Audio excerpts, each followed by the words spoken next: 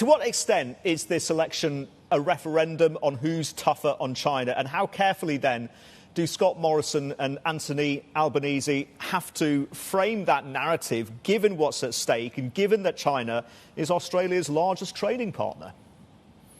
Look, I think you said it correctly at the top. There's a number of big issues. The most important is cost of living, housing, climate change, and also China. But we've looked at this issue quite extensively. People aren't voting on China. They're voting on, hip pocket nerve, the economy and the like. But China is an issue in this respect, in as much as the uncertain sort of state of the world, state of the economy, COVID, etc., and the like. China contributes to that, but it's generally not a vote changer. Richard, Will here, just to jump in on something that you said a little bit earlier in terms of China not being a vote changer. If the Labor Party does win, though, can you game out perhaps how you see their relationship with China moving forward? Because, the coalition likes to say they're going to be soft on China, but how do you think that relationship will play out moving forward?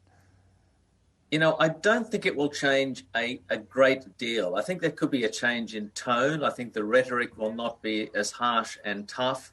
But there are a number of factors here. There's a big structural divide in the world between the US and China, and Australia is very much part of that as a US ally. There's too much water under the bridge. Australia is refashioning its defence systems, getting nuclear-powered submarines. That relates to China. That will continue. I think the Labor Party would like to find some areas it could talk to China on trade, on climate change and the like. But nobody should expect a dramatic change in policy after the election, whoever wins. And if Labor does indeed win, Anthony Albanese said that he's going to be heading straight on to Tokyo for those talks with the Quad. Do you think that the relationship between the Quad members changes at all? Because Scott Morrison's pretty close with Boris Johnson, but do you think that there'll be any kind of shift in the relationship between all of those four countries with a different leader? I think Albanese wants to go to the Quad meeting, which is on the Tuesday next week, just after the election, to nail down precisely that point, that Australia is very much part of the Quad.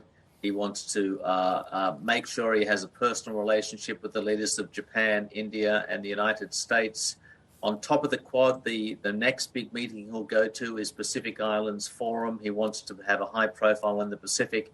So immediately after the election, a Labor foreign policy, should the Labor Party win, will not be about rushing to China. It will be talking to other countries, which it hopes to be closer to than China. So, I guess to push back against China.